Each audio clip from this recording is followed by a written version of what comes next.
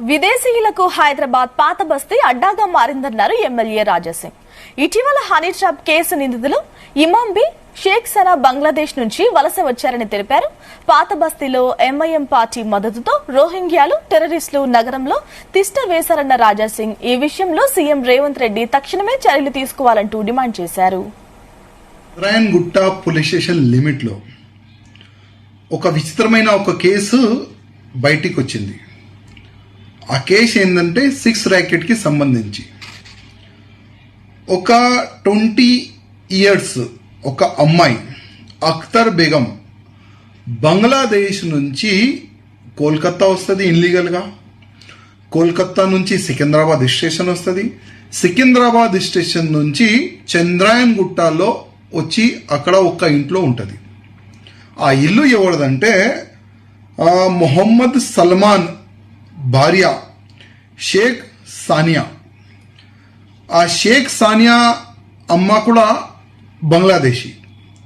వాళ్ళు ఎప్పుడు వచ్చినారు ఏంది తెలియదు, కానీ 6 ర్యాకెట్స్ వాళ్ళు నడుపుతున్నారు. ఇద్దరిలో ఏదో కొట్లాట జరిగింది, ఏదో ప్రాబ్లం జరిగిన తర్వాత పోలీస్ దృష్టికి వచ్చింది. అది కూడా వాళ్ళ ఇద్దరు దాంట్లోనే ఎవరైనా ఫోన్ చేసిన తర్వాతనే. అప్పుడు మన పోలీసు వాళ్ళకి తెలిసింది బంగ్లాదేశ్ నుంచి ఇనిగలుగా ఒక అమ్మాయి ఇక్కడ వచ్చి 6 ర్యాకెట్స్ నడుపుతుందని. ఆయన సపోర్ట్ కూడా ఆయన ఒక పెద్ద గ్రూప్ తయారు చేసి కూడా ఇంటర్నేషనల్ 6 ర్యాకెట్ వెళ్ళి నడుపుతారని. ఇప్పుడు క్వశ్చన్ ఏంటంటే బంగ్లాదేశ్ నుంచి మన బంగాల్కి వస్తుంది, బంగాల్ నుంచి హైదరాబాద్ వస్తున్నారు. అసలు ఇట్లాంటి ఇంకా ఎంతమంది మన తెలంగాణలో ఉన్నారు?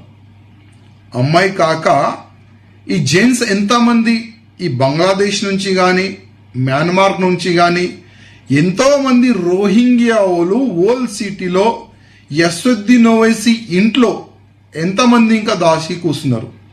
మా ముఖ్యమంత్రి రేవంత్ రెడ్డి గారికి ఒక నివేదిక, మీరు దీని పట్ల ఒక స్పెషల్గా ఒక టీం తయారు చేయండి. ఆ టీంలో ఒక ఐపీఎస్ ఆఫీసర్ని మీరు పెట్టండి. మన తెలంగాణ సేఫ్ ఉండాలంటే